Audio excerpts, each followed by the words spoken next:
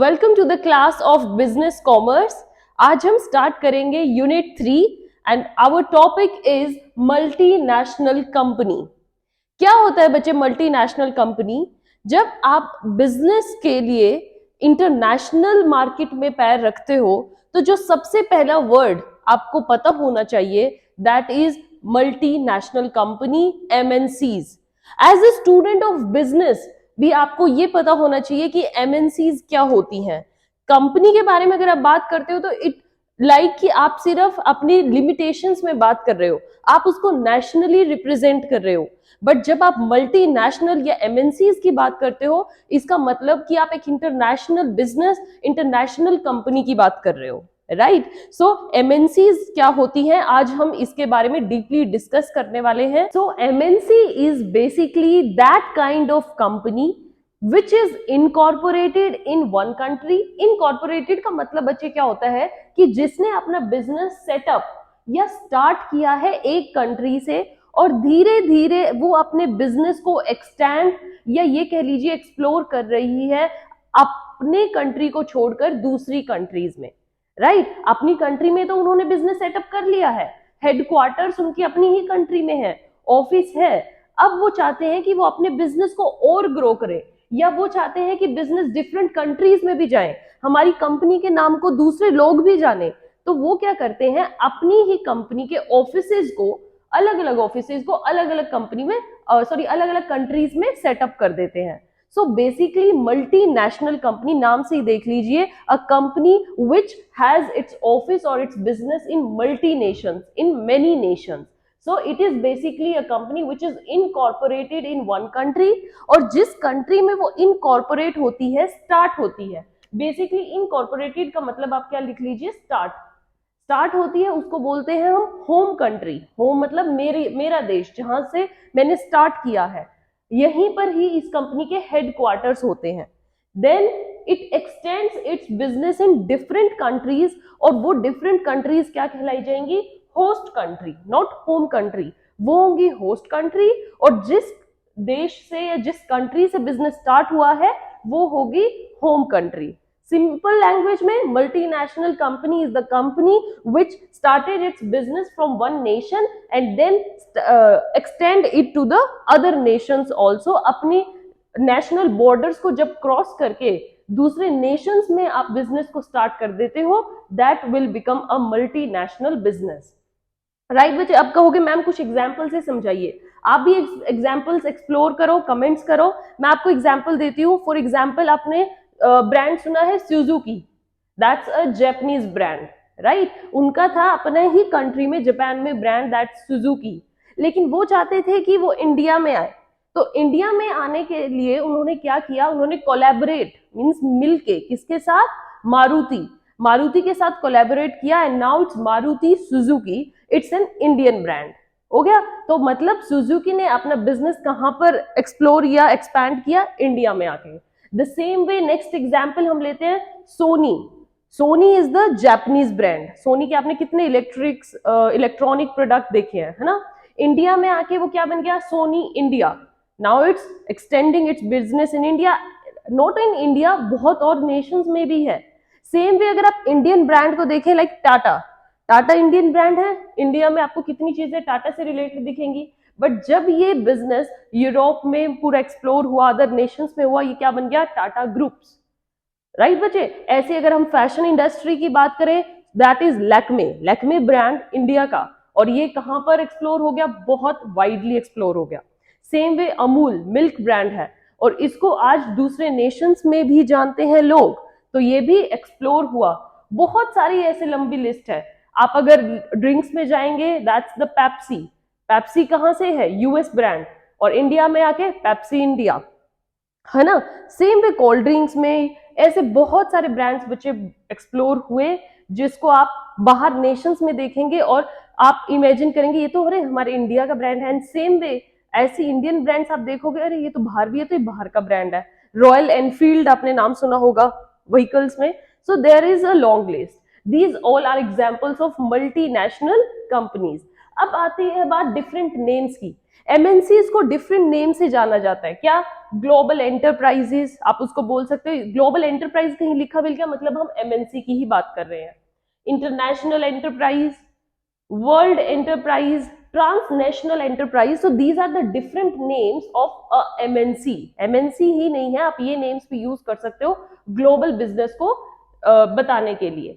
अब आज हमारा जो मेन टॉपिक रहा है, आपके सिलेबस में जो क्वेश्चन आएगा, what is an MNC and then discuss its 4 to 6 features. तो यहाँ पर मैंने लॉन्ग लिस्ट ऑफ फीचर्स दी है 11। आपको एग्जाम में आउट ऑफ 11 अगर 8-9 भी याद रहते हैं तो then you will get a definitely full score. तो इन फीचर्स को दिमाग में बिठा लीजिए, और बिल्कुल इजी है, बिल्कुल इजी, खुद से भी आप फ्रेम कर लेंगे।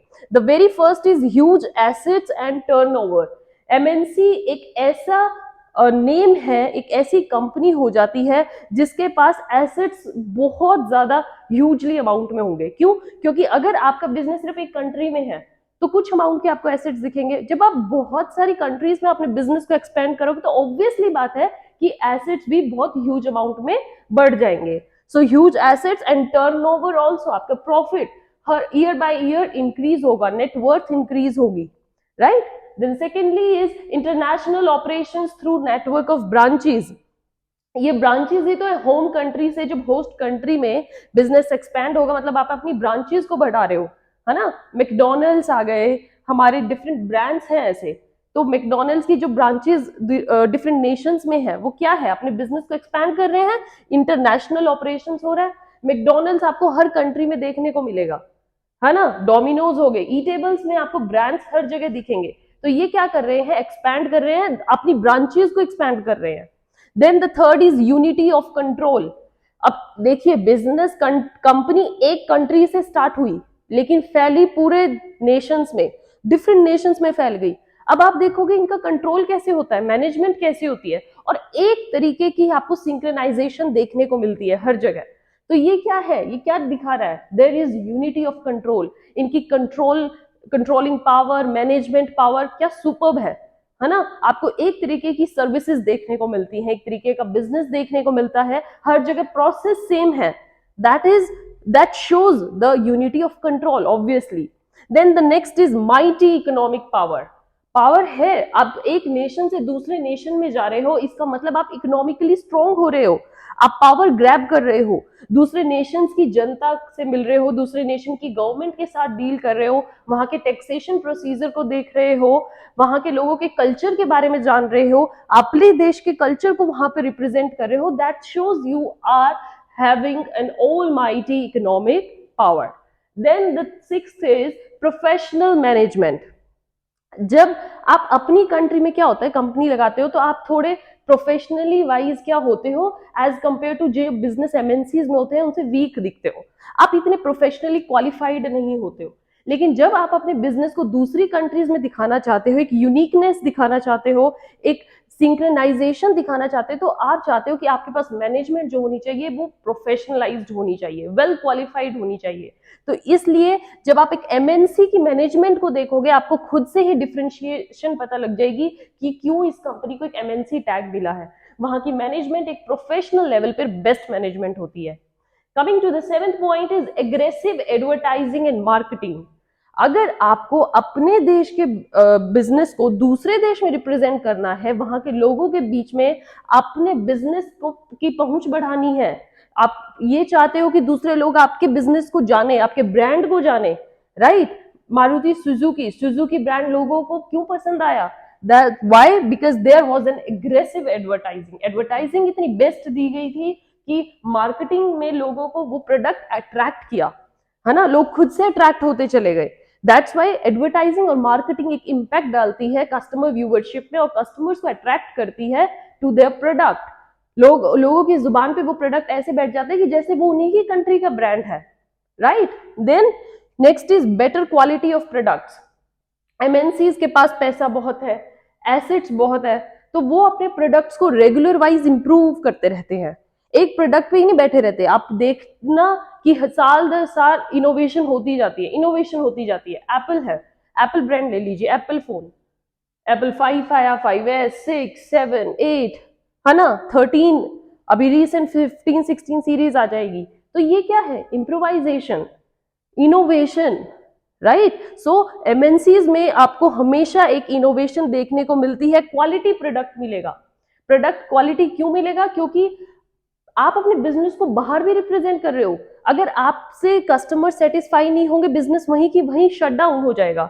बिजनेस शट डाउन हो गया, आप जो ग्लोबली अपने आप को रिप्रेजेंट कर रहे हो, वो आपकी जो स्टारडम है, वो गुडविल है, वो बिल्कुल डिक्रीज हो जाएगी। आपके प्रोडक्ट को लोग नेग्लेक्ट करना शुरू कर देंगे। तो इसलिए एक इनोवेशन बहुत जरूरी है, इंप्रूवमेंट बहुत जरूरी है। Then there is improve standard of living.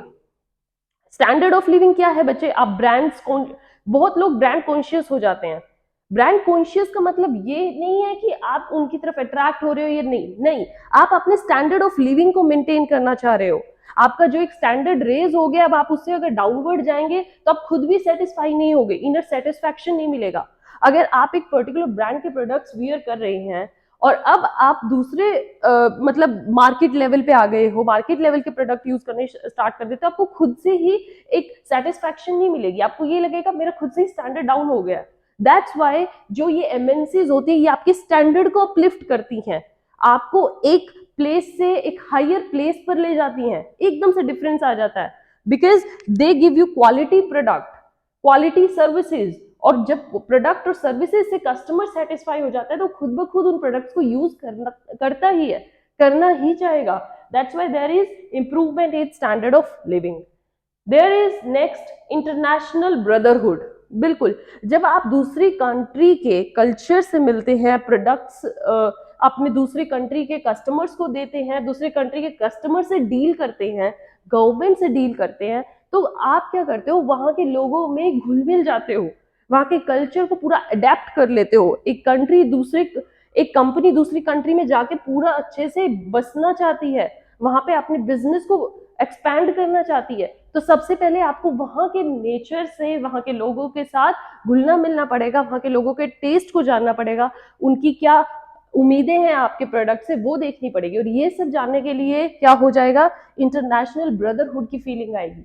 आप खुद से उन लोगों को अपना मानने लग जाते हो, ब्रदरहुड आ जाता है। आपको ये लगता है कि जो भी हम फैसिलिटीज या सर्विसेज दे रहे हैं वो उनको इम्प्रोवाइज करने के लिए दे रहे हैं, उनको सेटिस्फैक्शन करने के लिए दे रहे हैं। Alright, then the last is improves balance of payment.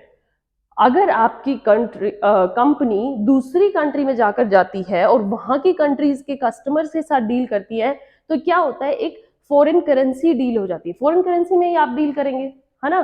क्योंकि आपने सपोज कीजिए अब जापानीज ब्रांड इंडिया में आए, तो क्या वो यहाँ के लोगों से जापानीज करेंसी में डील करेंगे? यहाँ के लोगों के पास तो इंडियन करेंसी है।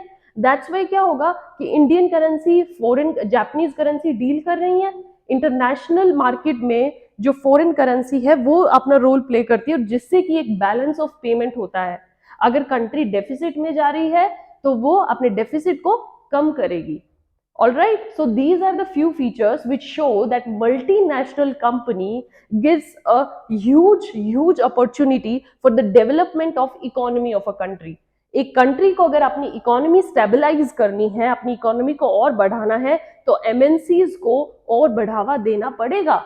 एमएनसीज को दूसरी कंट्रीज में भी भेजना पड़ेगा और दूसरी कंट्रीज की कंपनी को अपने कंट्री में भी बुलाना पड़ेगा, उनको बोलना पड़ेगा come and start your business in our country so that our economy grows more and more, right? So somewhere this multinational company is cost effective, employment देती हैं, cost of production बहुत बढ़ जाता है, कम होता है, and somewhere they help in development of our economy, right बच्चे? So अगर आपसे कोई MNC के बारे में पूछेगा तो give it a thumbs up because MNC is a really requirement for the development of country like India especially, right bache? So with this topic is over and we will come with next topic of unit 3.